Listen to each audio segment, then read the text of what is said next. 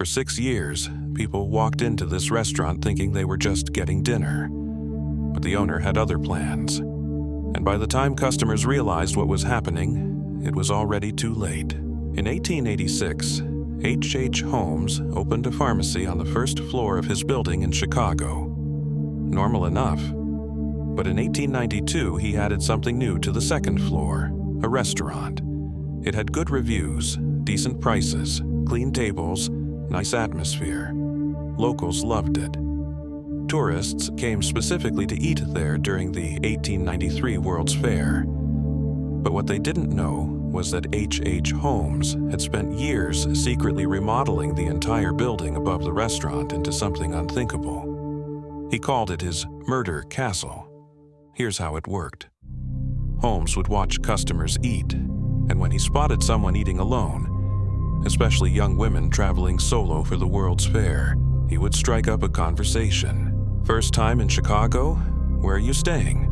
"Oh, you don't have a place yet? I actually rent rooms upstairs.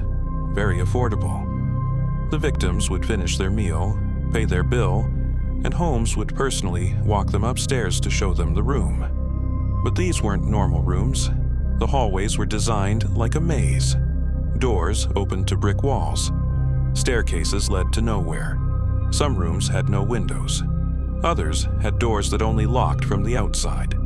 And here's the truly horrifying part. Holmes had installed gas lines into several rooms, controlled by valves in his bedroom. Once a victim was locked in their room for the night, Holmes would turn on the gas and listen through the walls. When the sound stopped, he'd wait a few more hours. Then he'd enter the room, move the body through a secret chute that led directly to the basement, which he'd converted into a dissection room. Holmes had a medical degree. He'd dissect the bodies, strip the flesh with acid, and sell the skeletons to medical schools for profit. The restaurant above kept operating. New customers came every day, having no idea that bodies were being dissolved in the basement directly beneath their feet. For 6 years, this continued. Investigators later estimated that between 20 and 200 people disappeared from that building. Most had last been seen eating dinner at Holmes' restaurant. So how did he finally get caught? Not for murder, for insurance fraud. In 1894, Holmes tried to fake the death of an associate to collect life insurance money. The insurance company got suspicious and launched an investigation.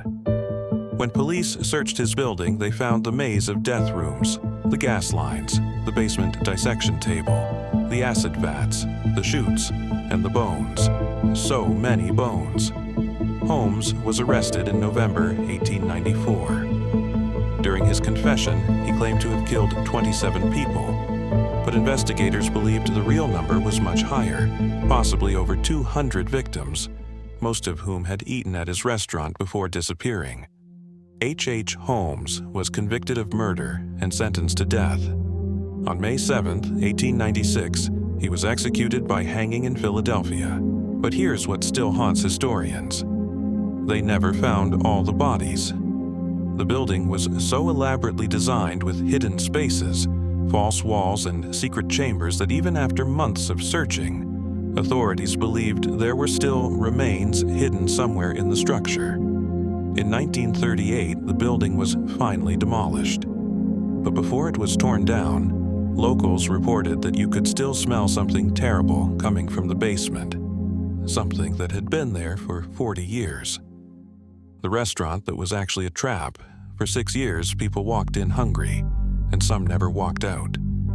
The worst part? Holmes kept a detailed journal, and in it, he wrote that he chose the restaurant business specifically because it gave him access to vulnerable strangers who wouldn't be missed. Quote, "A restaurant is the perfect hunting ground. People come alone, they're far from home, and no one thinks twice when someone checks into a room upstairs and is never seen again." He was right. For 6 years, no one thought twice.